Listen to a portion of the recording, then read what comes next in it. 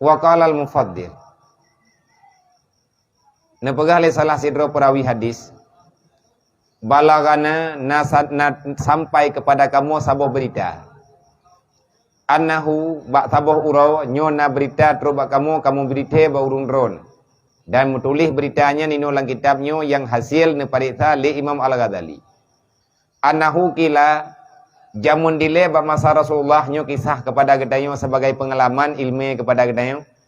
Annahu kila bahwa sesungguh pekerjaan kila bahwa sungguh seseorang kila berkata ianya seseorang bagi Rasulullah sallallahu alaihi wasallam. Jamun dile ba masa mantengna Nabi Muhammad sallallahu alaihi wasallam ba tabuh urang Nabi neterimang sidro urang tru urangnya rumah Nabi dia me berita.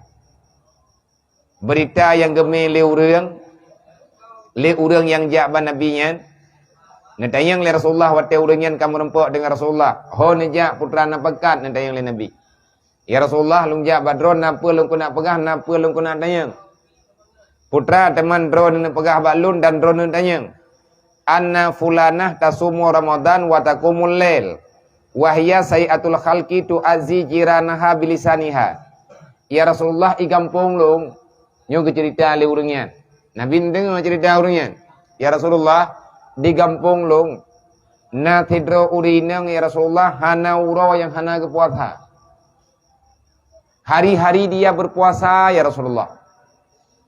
Wa taqumul lail dan tiada malam yang dia tidak melakukan ibadah. Dari maghrib ya Rasulullah gaknyan lakukan sembahyang sunat sampai dengan subuh gaknyan sehat. Yang kamu kalen uro ke puasa malam gaknyan ke ibadat. Alhamdulillah napa Rasulullah dia itu orang baik. Kalau Allah meridai kepada dirinya dia itu akan masuk syurga. Napa dele urangnya Mono ya Rasulullah wahya sayatul khalqi tu'azzi jiranaha bilisaniha. Tapi ya Rasulullah yang salah urangnya na salah becut. Uro na puasa pun Nabi dengar katenang. Haina umat uro ti uro ke puasa malam ke semayang sunat. Tawala yang na tenang de dengar. Bahagia ke Rasulullah. Dodo ke keun le uragam yang le urang yang beritanya. Wahya ya Rasul. Tetapi na salah becut ya Rasulullah. Putra salah ya Rasul, putra salah nanti yang Nabi.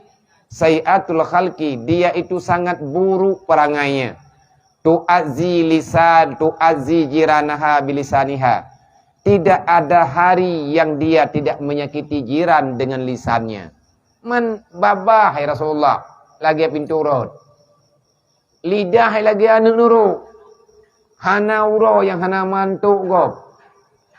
Athai kai marid ji hana te urang yang hana mentingin. Bahasa ya Rasulullah cukup tajam lidah.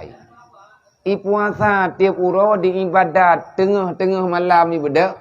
Tapi ya Rasulullah iji wate di ate di keun kegap anai rem-rem. Dia selalu menyakiti jirannya dengan lisannya. Bagaimana keadaan dia ya Rasulullah?